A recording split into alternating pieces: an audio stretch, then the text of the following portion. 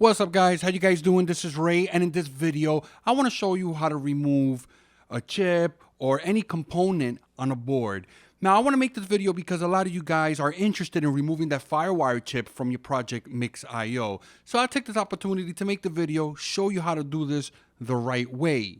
There's a couple of tools you're going to need, but once you have those tools, you should be able to remove this. What I would recommend is find a board that doesn't work or something that you don't need in practice. As you can see, this right here is actually a memory stick from a laptop, and the memory stick is still good, but I don't really need it. So I'm going to use this just to make this video. So my plans are basically to extract that chip and replace it. If you're trying this out for the first time and you accidentally ruin your FireWire chip or any other components around the board, please don't blame me. Like I said, find a donor board and give it. So if you're wondering, I will be using a soldering station and a heat gun. Now the heat gun has the ability to go to different temperatures, and it also has the ability to control the airflow, which is crucial. If you're working with a lot of surface mount components, you might have resistors, capacitors, fuses, all around the part you want to remove. So if your airflow is pretty strong, then there's actually a possibility parts can actually go flying, and you don't want that. If you don't want to spend the money on a rework station, then you can go to your local hardware store and buy a tile remover. Those heat guns are great. There's a problem though. There's only two settings, low or high, and some of them might have a medium setting. The thing is, if you have it on the wrong setting and you have it too close to the board, you're going to burn the component and you're going to warp the board. And these boards, they have chemicals. You don't want to smell those. You can find a decent rework station for around $49. The next tool I'm going to be using is a soldering station. Now you can go and find those that plug directly into the wall. I have no problem with those, but I prefer to have the ability to control the temperatures. That's a plus, and the ability to change the tips. So now that you know what kind of tools you need, here's something that's very important. If you take a look at the chip, there's a little circle to the bottom left. That circle is indicating the position that that chip needs to be in. If you install that chip and that circle's facing another position, you could burn the chip or you can burn all the components. All right, so next I'm gonna put some flux. Basically, flux is gonna help the solder melt a lot quicker. It's a good thing to have. I know I might have put a little too much, but that's fine. That's not gonna stay like that. I'm gonna clean that off. So now I'm gonna use the heat gun. I have it around 350 Celsius, and you're gonna see me go in circular motions. Now, this is a crappy $80 USB camera, and I don't have a lot of headroom, so that's why you don't really see the heat gun. But what's important is that you can see I'm going in circular motions. I'm going to continue to do that, and when the solder melts, I'll go with the tweezers and I'll remove the component. All right, so I got the chip out. The next thing I want to do, I want to clean up all that flux. I want to remove all that solder. I want to apply new solder. You're not going to see the cleanup process for the simple reason this camera that really isn't that great just messed up, stopped recording. So yeah, there we go. It's cleaned. Now I'm going to apply some flux and I'm going to remove all that solder.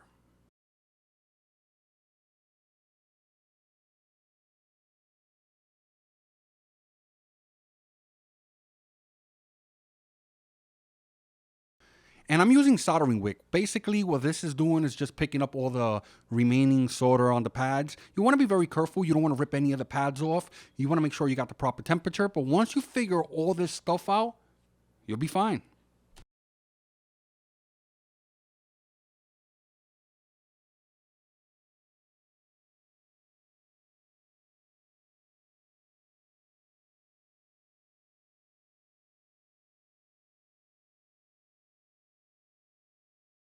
So now I'm going to clean up that area. I'm going to reapply some flux. Then I'm going to put new solder on those pads.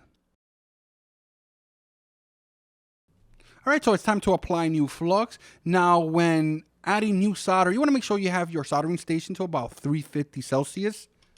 You want to make sure that the temperatures on your soldering station aren't too high. If they are, when you apply solder, accidentally, you might break one of the pads on the board. Then you're going to have to repair that. So just avoid it. As you can see, I'm applying solder to the pads and I'm not running into any issues. You also want to be careful how much solder you put. You don't want to have any solder bridges. And if that occurs, just use the soldering tip to remove the problem. All right, so we're gonna grab the replacement chip, and the one thing we wanna look for is that circle at the bottom left. Wanna make sure it's in the right spot. Once we find that, align the chip and grab your soldering iron and grab the corners first. That way the chip won't move around. Now it was pretty hard for me to do this because I didn't have a lot of space between the board and the actual camera. As you can see, my hands looked a little shaky, and it wasn't that. It's just the amount of space. It was really, really difficult for me to get under the camera to do this job. I do own an amp scope, microscope. I usually do all my work with that, but I can't film. If you look online, there's a lot of YouTubers that have these great microscope at high definition cameras. Unfortunately, this $80 microscope isn't high definition, but it does the job. That's how I'm making this video. And as you can see, there's no bridges. Everything's going good.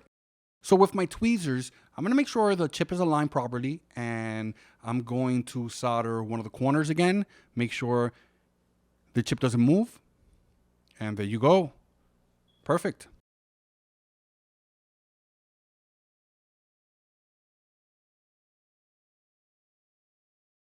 So I'm gonna clean out that area. I'm going to zoom in, and then we're going to inspect every pin, and we're going to make sure that the soldering job is good. If there's anything that needs fixing, we can fix it.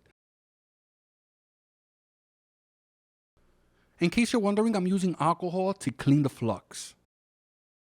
So one of the good things about this USB microscope, it has the capability of zooming in. It actually does a really good job at that. So once we zoom in, we're going to inspect each pin, and we're going to look for solder bridges, although most of the time, you can see that with your eye, but just in case, we want to make sure that everything is on point. As you can see, everything looks great. No solder bridges. Everything's good. I would probably use alcohol a little more and clean out some of the mess there. As you can see, there's still some flux residue there, but we can get rid of that. That's not a biggie. I know this isn't the Firewire chip, but it's the same concept, same principle. If you follow these steps, you'll be fine. In case some of you guys are wondering, you can also use the rework station to put the replacement part. I use the soldering iron. I just feel comfortable doing it that way, but you can do it both ways. It's all up to you. So there you go. That's how you replace a component on a board. I showed you how to remove a component, also showed you how to replace it. Very simple stuff. Just make sure you grab a crappy board that's no good, like I did, and rip components off and put them back on as many times as you need to until you get good at it. Don't try this on a device like the Firewire chip on your Project Mix.io or any other device expecting to get this on the first try. It's not going to happen. If you like this video, give me a thumbs up, check the description, and I'm out of here. Later, guys.